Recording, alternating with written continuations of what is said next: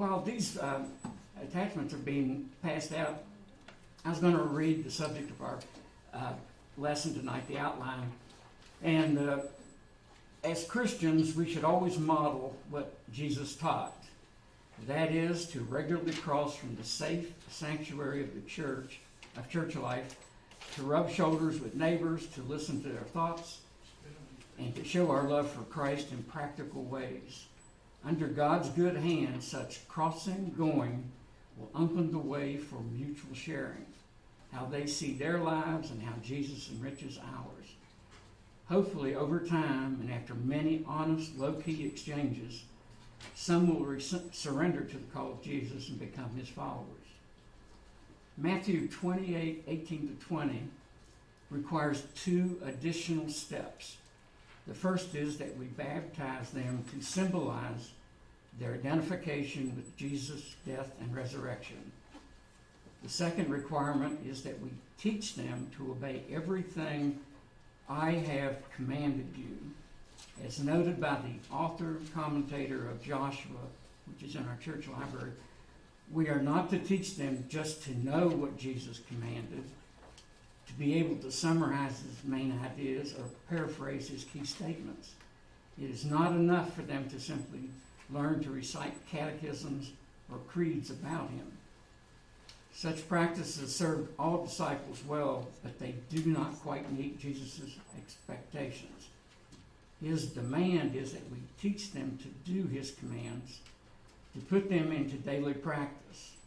Disciples are to go do them on the job site, in the office, in the supermarket, in the classroom, at the gas pump, at the bus stop, across the back fence, and in the living room. Everything Jesus commanded, the Great Commission, Matthew 28:18-20, the bulk of that resource is found in Jesus' 5 discourses that Matthew recorded in chapters 5-7, 10, 13, 18, 24-25. But Matthew also collected many other sayings of Jesus, including the most comprehensive collection of his warnings and woes, through which he cautions of what to avoid. The teaching this, I know that if a person attends church regularly, they're going to have most, if not all, of these covered in sermons at one time or another. I think the author of this particular NIV study was making the point that, as a new person comes into the church, perhaps a more formalized way of introducing them to what is desired or commanded in the Great Commission. The attachment that was just passed out, starting with the second page, includes Jesus' commandments that make up the Sermon on the Mount, the Beatitudes. And I thought, ideally anyway, that perhaps we could go through this list and discuss, those situations where we may share this with others, how we as a church might introduce new members to these requirements. I think there's a general tendency, I go back to 93 when I first joined the church, but you join and you start attending church, but now I'm just speaking for me, and this was 30 years ago, close to it, but I didn't understand this particular concept. In the Sunday school class that I was participating in at that time, Friends of Christ, oftentimes, as I recall, there were discussions, but they weren't focused on, and they couldn't have been, on me as a new believer. The rest of the class had been involved in the church for many, many years. Having said that, does anyone have any comments or suggestions as to what I've just said? And what I was saying was, I didn't come up with that on my own. That would have not been possible. But I think it's a worthwhile subject for us to explore, for the church, and when I say us, to explore. Any comments? I think a new members class is a very good idea. Yes, that would be, and it would something to probably coordinate through the deacons and with the pastor, but I think that you're exactly right. That at one time, briefly, some years ago, we had a new believers class, and there wasn't, as I recall, and I don't know that you can actually say as a requirement. I think at one time that probably was said, but as a requirement of your membership, you need to understand what Jesus taught and to serve as a basis for your growth in the church. Anyway, that's a thought. But obviously, what you just suggested I think would be an excellent idea. I don't know whether you could do it on a continuous basis or perhaps periodically, once every 3 months or whatnot, you'd have a new class start and new members of the church or youngsters growing up, as they come in, they might benefit from this type of a program. Any other comments? I know that there have been times, and I've since COVID, it probably has not happened much, and it's not a huge. There's not a lot of I'll say teachers, but there is a one-on-one that Joel has had as a mentoring. Like he will, if there's someone that I guess maybe they would approach him or what, but we have had mentoring programs where he will connect a new member, a new Christian, with a member of the church, and they just get together when it's easy for them to get together. And he does have a program per se of scripture to discuss, and I'm thinking it might even have some questions on it, but I do know that we have had that. Okay, I know we have too, some years ago, because I was involved in one, and Joel was the one that actually made the arrangements for it. And I think for that to happen too is if, any of us that feel led to be a mentor, all you have to do is to tell Joel or Roger or whomever, and I'm sure they would have probably have someone that could, they would match you up with if someone has a desire, a new member has a desire to pursue that. Yeah, I think again, based on this study Bible that I used and got all of this information from, the author seemed to indicate, and this is probably true in a number of churches, many churches perhaps, that people are welcomed into the church, and there's not any formal way of saying, to be a Christian, you must, it's not an option. This is what you are expected to do.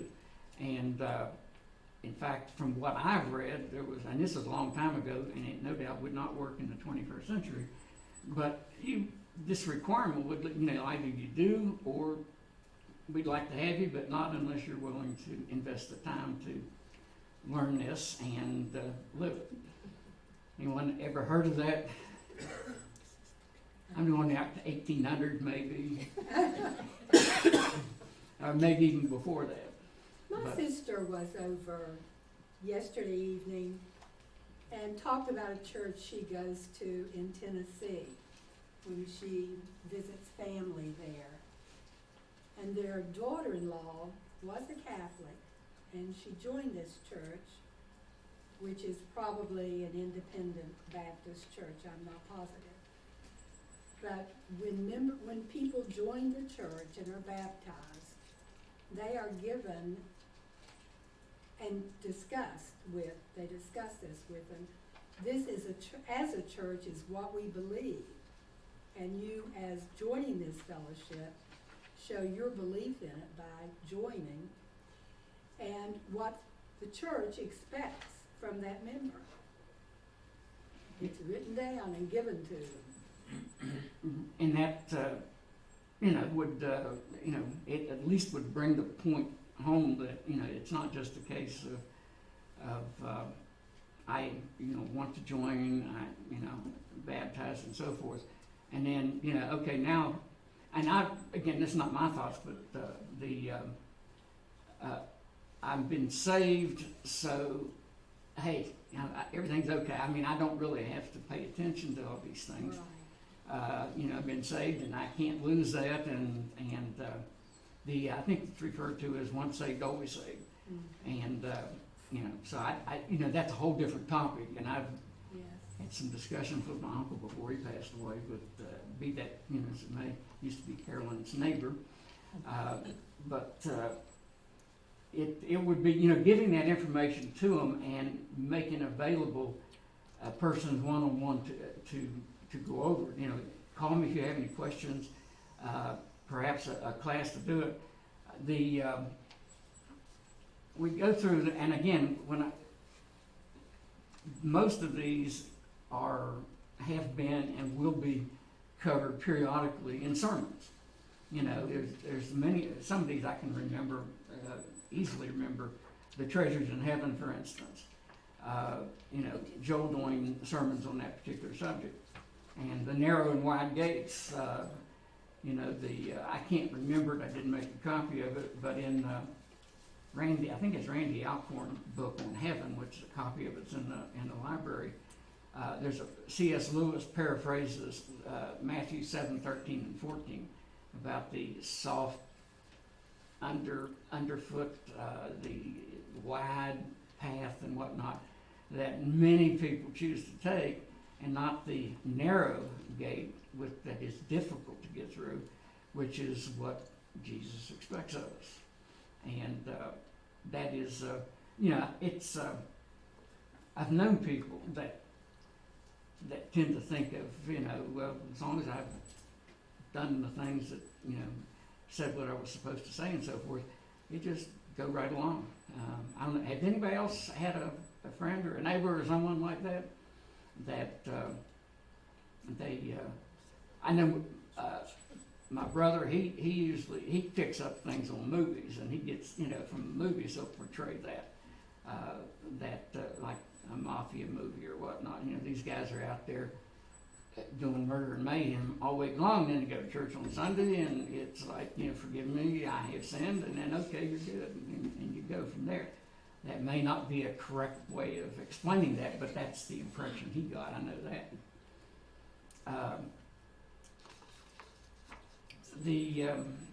I'm looking here for one that, the parables, the sower of the, on the path, the rocky places, the thorns, the good soil, where the word is spread and where it takes root. And again, Job's taught on this specific parable, and you got the person who they hear the message and does not understand. The evil one comes and snatches away what was sown in his heart. Rocky places, hears the word, and at once receives it with joy, but since he has no root, he lasts only a short time when trouble or persecution comes because of the word. Thorns, the man who hears the word, but the worries of his life and the deceitfulness of wealth choke it, making it unfruitful. And then there's the good soil, which yields a good crop of 160, 30 times what was sown. I had, when I first ran across this and I was reading it, the thing that struck me was that, as it was in the intro, that it's not enough just to have them come into church and, as the author said, learn catechisms or creeds. They must be taught and must, understand the Great Commission, because that's what Jesus commanded, teaching them everything that I have commanded. And I think it's just, when I read it, it just kind of struck me as kind of in your face, are you doing this? And I have now, but there was a time when I hadn't. Again, any other comments, suggestions? You can tell this is not my forte. Teaching or leading is,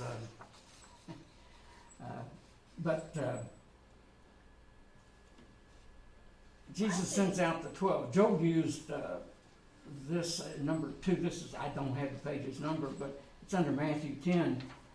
And Jesus sent them out like sheep among wolves and told them to be as shrewd as snakes and as innocent as doves. And there's a meaning there. I'm not sure I fully understand it, but snakes apparently, are shrewd and doves are innocent, and you want to. I know he told us, I think it was Star Club a couple of 3 years ago, that we should do this, keep this particular scripture in mind while we're trying to do the work that was associated with that particular program.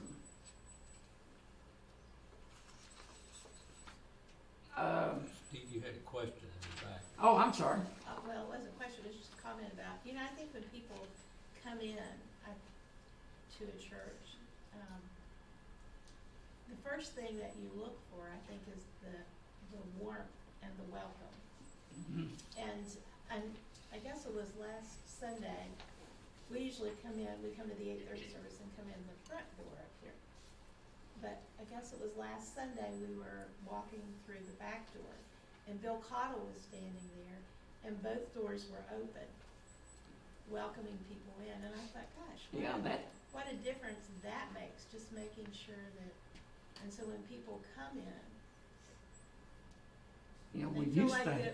people want them to be there. Right, we used to have welcomers at each entrance to the church, back, both sides of the narthex and so forth. Right, Don? Used to. Used to, right. For years, there was I think it kind of went away during COVID. Right. There was no shaking hands, so it was kind of one of those, Right. you gotta have people. Well, it was really kind of for that, because we had needed people that, sign Yeah, you up. have to be there to do it, but your point's a good one. If you, a gentleman I used to work with, not in the same company, but he spoke of, it was a situation that offended him, but he had, the particular church they went to, it was the coat and tie like ours, we're not like that. But there was a family that were farmers, and they came in with coveralls. But he said that was their best. That was they were clean and neat and so forth. But there were certain members of the congregation that upset. They just nobody should come to church like that. And missing, I think the important point is that they're coming with their best, and they're coming to learn and so forth, and you should be welcoming them, not as you pointed out, not being somewhat standoffish. So now that COVID hopefully isn't behind us, we can start getting back to normal things. Although I understand the president tested positive again today for COVID, so I think that's 4 days in a row for him after he tested negative. Steve, also, I want to say too that we have, and COVID did stop this situation that we had. And it started years ago. There was an outreach ministry team. And I believe when COVID came around, I think there were only 2 of us left on that, because it'd been around so long that the rest of them had passed away. So myself and Judy Foran were the last 2, I think. I don't think there was someone, and Joel. We always met with Joel on Monday mornings, and we would go over the registration pads when we had the registration pads. Right. But we didn't have those anymore because of COVID. But anyway, what we would do, whether it was if someone would sign that and they were a visitor, we would follow through with that, and we would try to call or send a card. We did make every effort to make contact with those people for a good while. And we would invite them to different things. So that was another ministry and we would invite them to we would let them know what the Sunday school classes were available. So it takes an effort on, both sides. It takes an effort, because you can't make people come to a Sunday school class or go to a new members class. But we can offer it. We offered it. Or even fill out that card. Yeah, and then some of them, but you understand what they want. When we first came, we didn't sign it. We didn't put our address down. I don't think, because we were visiting a couple of churches, and we decided to change for the That's church how that we did. ended up here. And it was in our case, in my case in particular, I was with Mary Mays recognized me from high school, and she said, "Come on, you need to come down." And then Larry Ellis saw me, And anyway, Larry got a hold of me, and I was in the Friends of Christ Sunday school class, which was very active. I think it's even gotten larger now, isn't it? We're online. Well, Yeah. in person, but I know you're online as well. Mhm. And then Tim Shelton with his group that meets across the way. Right. That's a lot. You're in that group, aren't you? Mm-hmm, yep. It was taking up that whole space down there. Are they still filling that up pretty good? We had 20 this last week. Okay. I think the one or two times that I was over there, it was probably more like 30 or 40. But that was 3 or 4 years ago at least. So, because they outgrew the room upstairs. Pre-COVID. Pre-COVID. Yeah. Pre-COVID, right? Yeah, that outreach ministry team, I mean, we did have opportunities for people to, you know, we were gonna have a luncheon one time for new members, and I know Irene Schreiber, she's still alive, I'm sorry, she's still alive, but you know, she's not, and She's she- willing but not able. Yes, Yeah. and she, would always be willing to take, you know, if someone visited a few times, she wanted to make sure that they were, because this church is hard to find your way around in, she wanted to take them around to show, so we offered those things too. Yeah, compared to the churches I attended as a child, and usually with my grandmother, but you know, they were very, very small compared to this church. You know, what used to be St. Luke's up on, I think it's Hansford Street. You know, it was a nice church, you know, but it was, you know, you had the sanctuary, and you had a little tiny Sunday school room section and a basement, you know. But it was a nice, but you know, compared to this church, you could set it inside of it easily and have a lot of room left over. And the same with the church up, St. John's up in South Charleston. It started off as an EUB. I remember this, it was a 2-story family house on D Street. And there was some people broke away from, I think it was First Methodist, and they set up the EUB church. And don't know anything, that was way before my time. But it was, as a young person, what I remember was that the dinners they put on.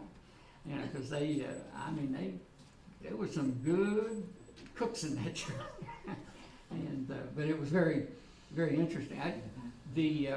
And it's too much to ask in this day and age, but, you know, like with the kitchen facilities we have, if you had the people that could do it, that would be wonderful. But that's asking an awful lot of anyone, any group, I should say.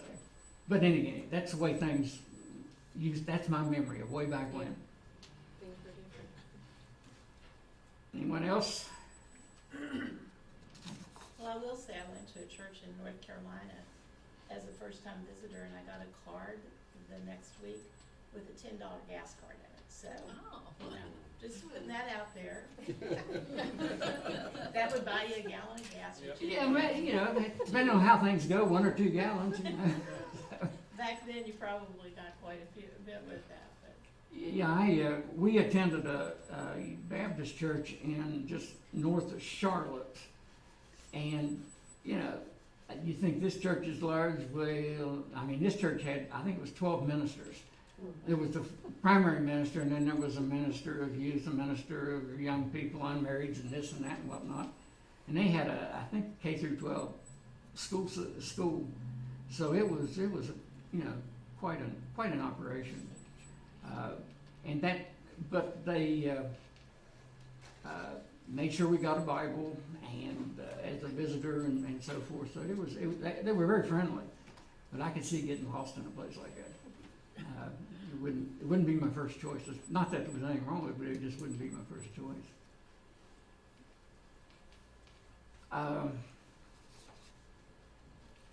One of the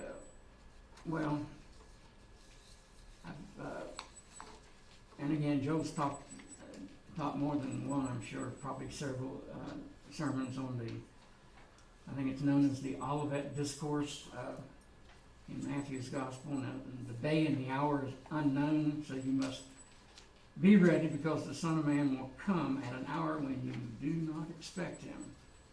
So, you know, I'll do it tomorrow is not necessarily a good approach. You don't know when, you know, you need to be ready at all times. Anything else that someone wants to comment on? Has anyone else, like I said, it hit me when I read this in the book of the study guide. It actually was a book on Joshua, and about they must be taught,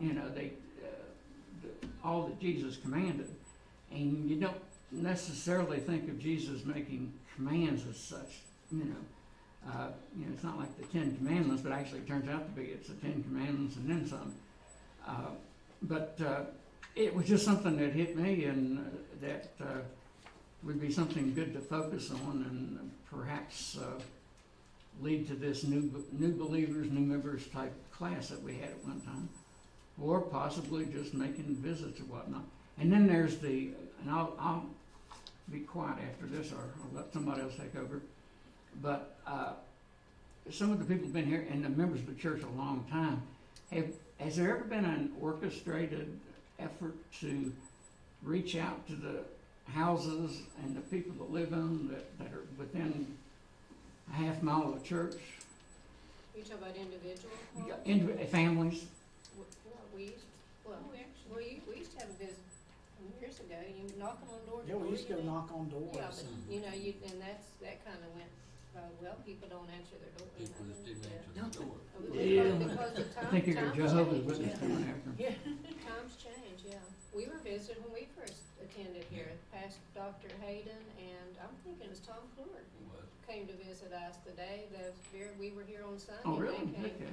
Yeah, we must have signed our address and you were. You remember that, Tom? We didn't put down our telephone number. Yeah.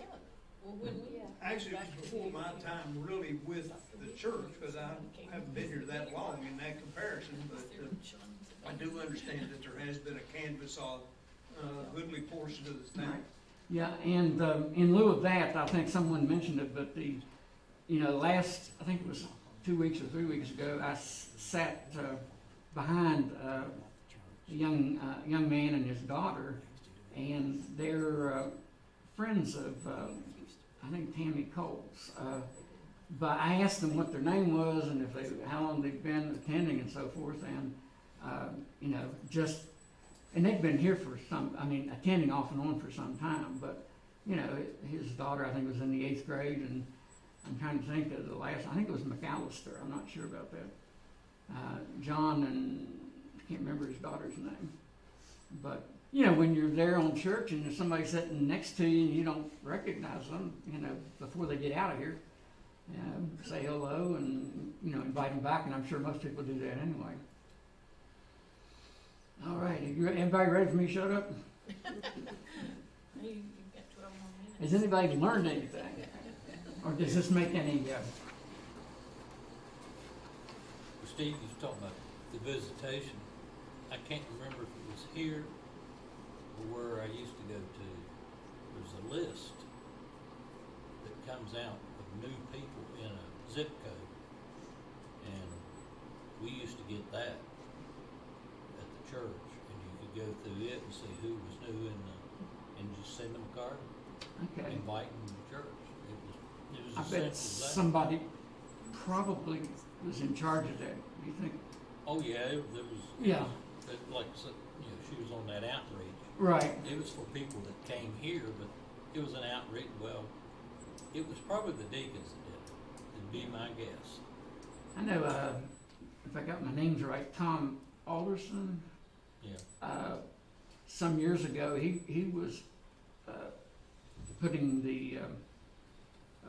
put together a group of people that would contact those that might be hurting, might be hadn't been at the church for a while, and let them know that they were being thought of, and to encourage them to come back. And it was that was something that he was pushing. He frankly gave up on it because it wasn't getting any results. I think I'm going from memory, but I think that was the reason it was an excellent idea, but the problem was execution, I think. Yeah. So, but nothing here is new. It's just it's all been done. I had a thing that it's too small to read from back there. I thought would be, but it was talking about the motto. The first one was a motto. It says, "Live as though Jesus is coming back today. Plan as though he's not coming back for 100 years." And structure your life. And then the purpose, in a chapel message at our seminary, guest speaker and pastor E.V. Hill made the statement that the church throughout the century has struggled with the temptation to be keepers of the aquarium instead of fishers of men. And it makes a point that most of us have heard or familiar with fishers of men. So, but there's different stages that a church will go through. There's 4 of them, and I don't have them with me, but I don't think.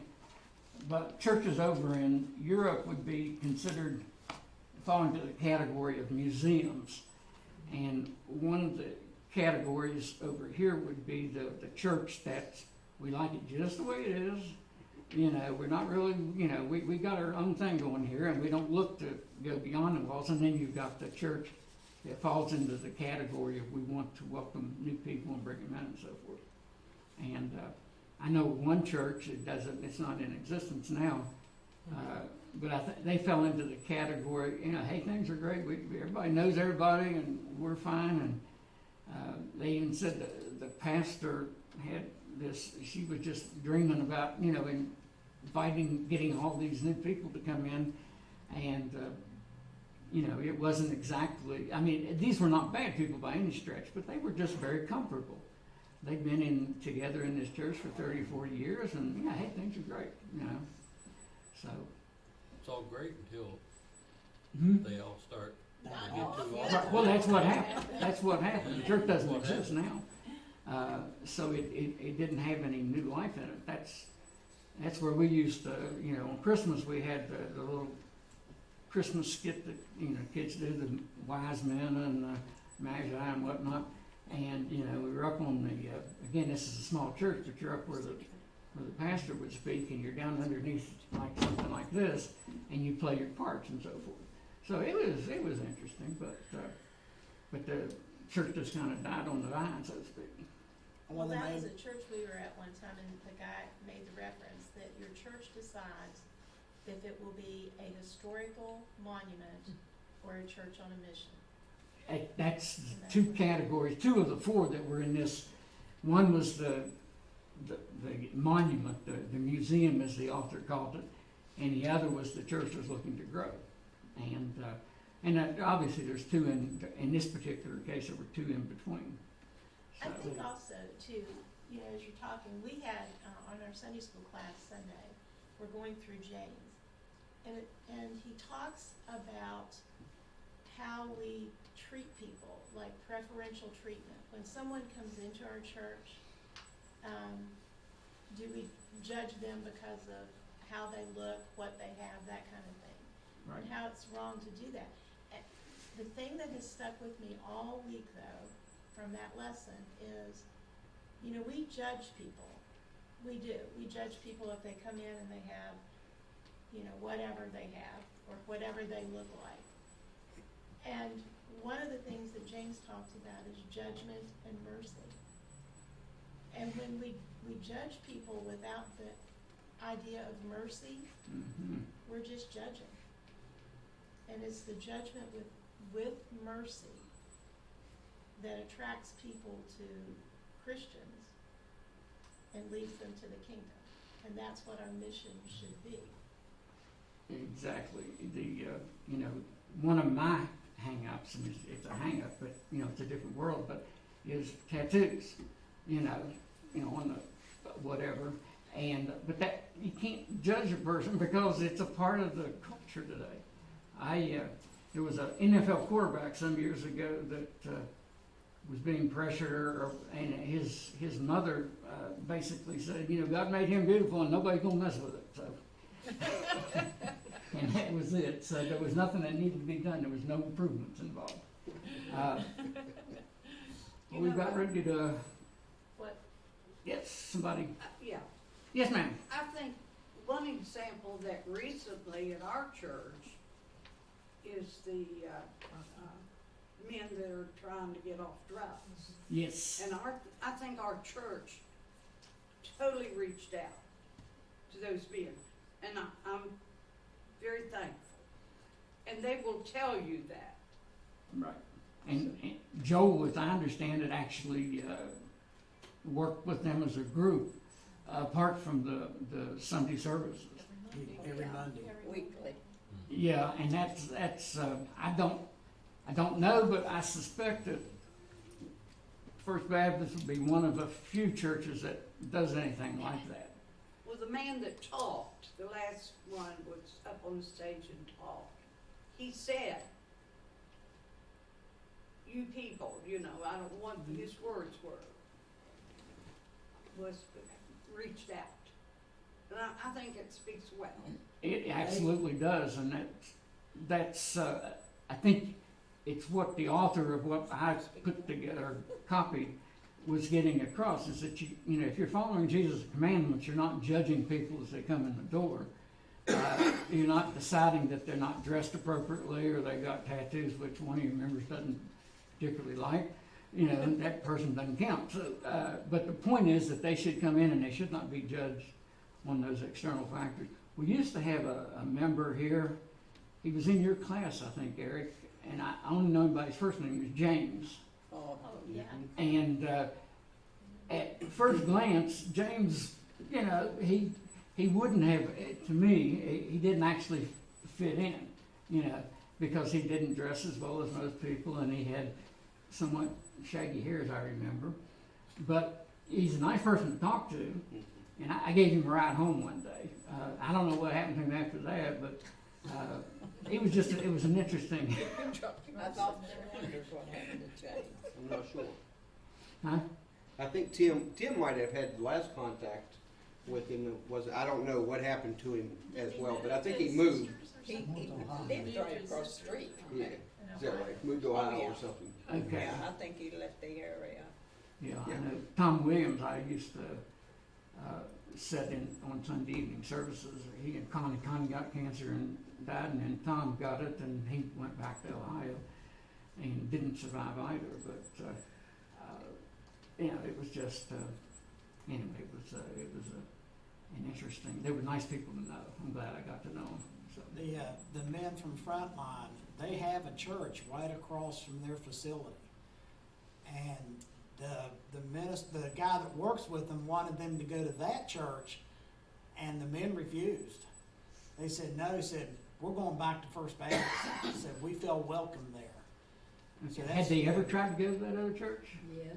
Yes, but they like it here better. Okay. I know before my mother passed away, they lived up on the west side of Charleston, right across the street from, I think it was, wasn't Lutheran, it was, I don't know what the church denomination was. I don't know what it was, but I said, "Mom, why don't you, you know," and she said, "Not with those people." I don't know what she'd had a bad experience, that was clear. And she used to come down here, occasionally she'd come down here with me, but it was right across the street from her, but no way. I went over to speak to him one morning and told him how glad I was to see them, you know. And when they stood up to walk past me, one of them reached over and hugged me. And I said, "Well, thank you." I said, "I haven't had a hug for quite a while." Well, that was the wrong thing to say. Every one of them. Maybe it was the right thing to say. I welcome the grace. A lot of attention. Are we ready to, is it about time to dismiss? Or you want me to close in prayer? Would you please? Sure. Yes. Well, thank you, Steve. Give us a lot to think about. And, you know, we all seem to get comfortable in our space, and we need to step out of our space and, you know, consider the Great Commission, what we're called to do, right? Exactly. And the problem with being comfortable, nothing grows there, you know? So it's a challenge for us to step out and welcome. And, you know, as a body, as a church, maybe we can start thinking of some more things to do. And, you know, he brought up a lot of good points, so thank you. Let's go to prayer. Dear Heavenly Father, we thank you for this time. We thank you for Steve and his willingness to lead this evening, his willingness to give us a subject to think about that we really should focus on every day. Whether we're coming to church on Sunday or coming to Sunday school, whether we're going to work, walking in the building at work and seeing our coworkers, or whether we're going to school, we should be challenged every day to live a life pleasing to you, to live a life that's an example for you, and to challenge others to come to know you, to be your witness and be your guide. Lord, I just thank you for this time, and I thank you for these folks here, that I pray that you will go with them and go with them, and I just pray that they will be that shining light, that shining witness for you. Love us, give us grace. In Jesus' name I pray. Amen.